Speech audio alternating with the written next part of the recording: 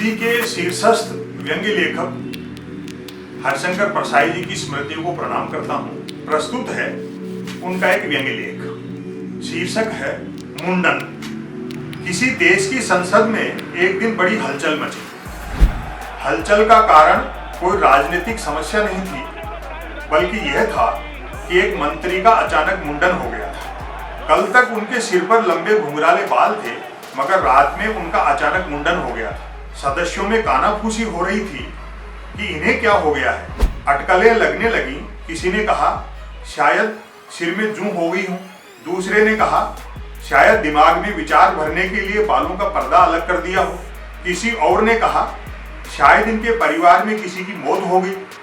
पर वे पहले की तरह प्रसन्न लग रहे थे। आखिर एक सदस्य ने पूछा, अध्यक्ष महोदय, क्या मैं जान सकता हूं कि माननीय मंत्री महोदय के परिवार में क्या किसी की मृत्यु हो गई है?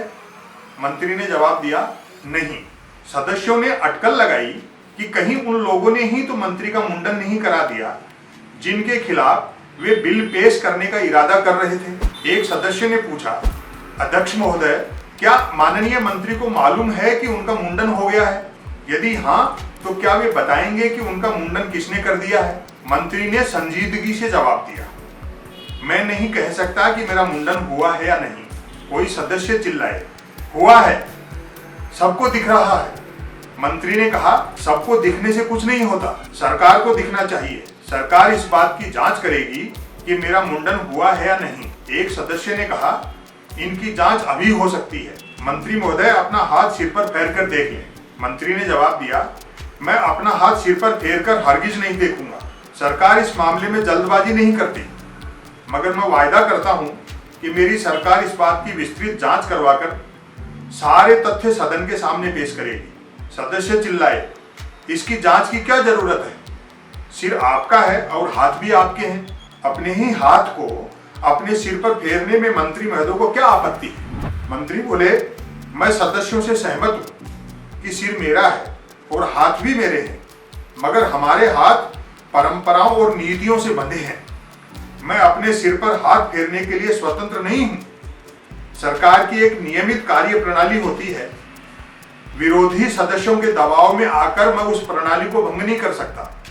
मैं सदन में इस संबंध में एक वक्तव्य दूंगा। शाम को मंत्री महोदय ने सदन में वक्तव्य दिया।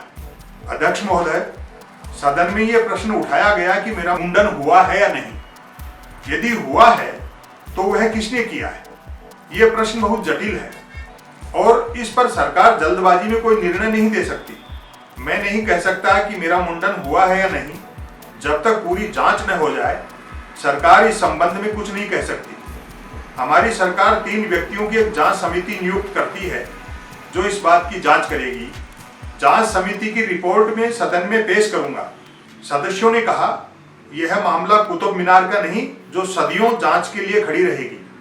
यह आपके बालों का मामला है जो बढ़ते और कटते रहते हैं। इसका निर्णय तुरंत होना चाहिए। मंत्री ने जवाब दिया, कुतुब मीनार से हमारे बालों की तुलना करके उनका अपमान करने का अधिकार सदस्यों को नहीं है। जहां तक मूल समस्या का संबंध है, सरकार जांच के पहले कुछ नहीं कह सकती।